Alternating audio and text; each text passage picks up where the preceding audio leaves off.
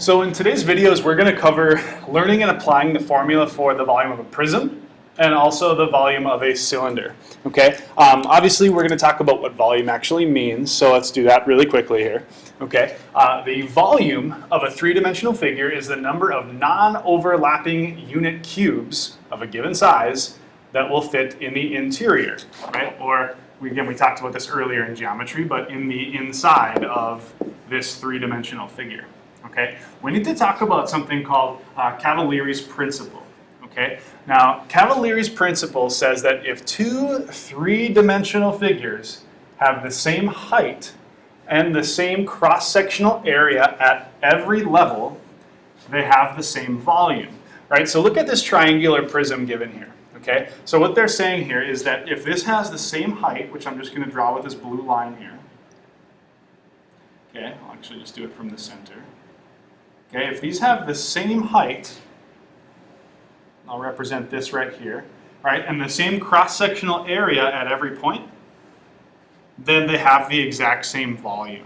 Okay, so remember that these prisms, again, they're going to have those congruent bases that are parallel to each other, and they're going to be connected by rectangles, basically. Okay, so again, this is Cavalieri's principle. Okay, if they have the same height and the same cross-sectional area at every level, then they have the exact same volume.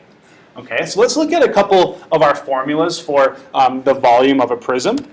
Okay, really pretty easy here. All right, the volume of a prism with a base area capital B and a height h is the volume equals the base times height, or the area of the base times the height.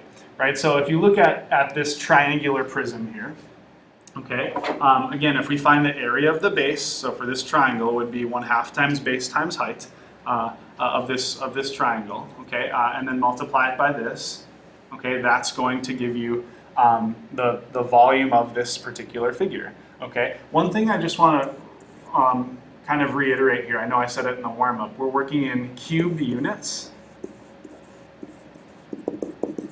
or in other words, like this, units cubed, right? Whatever units we're in, inches, feet, miles, doesn't matter, okay? So remember, Cavalieri's principle says that if we have an oblique prism, as long as we know the height and the area of the base, we're gonna be okay, all right?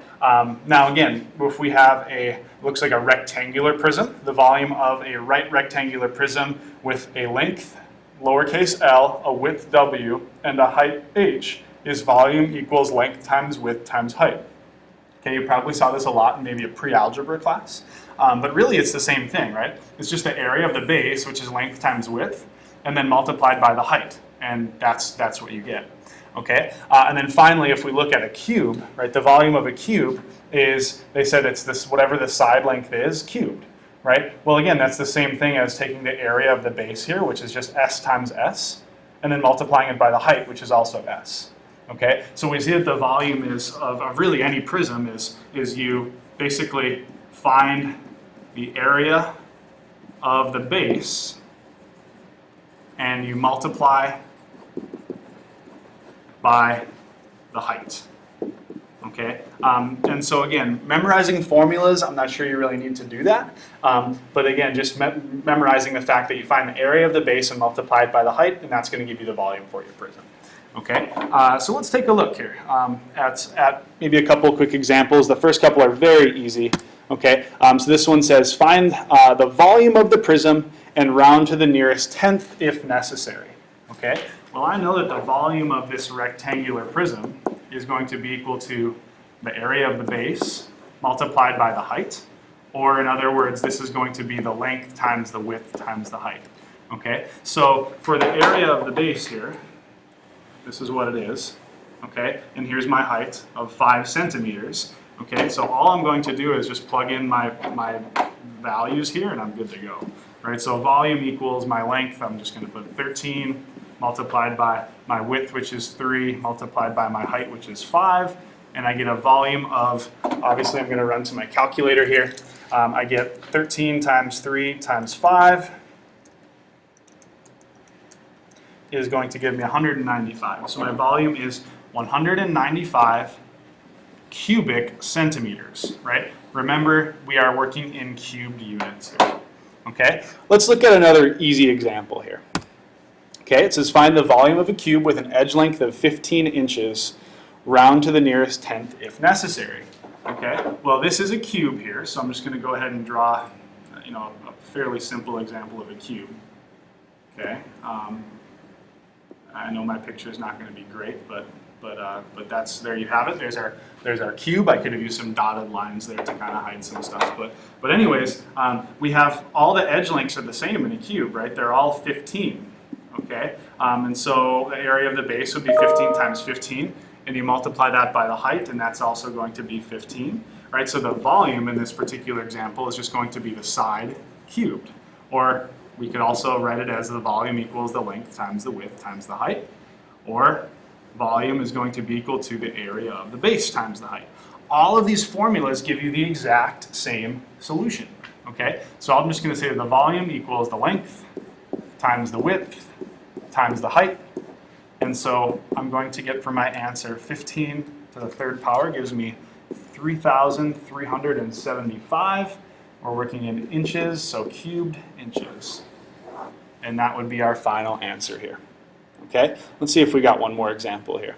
Okay, in this one we want to find the volume of the right hexagonal prism and round to the nearest tenth if necessary. Okay, so for this one we're definitely going to be using the volume equals the area of the base multiplied by the height.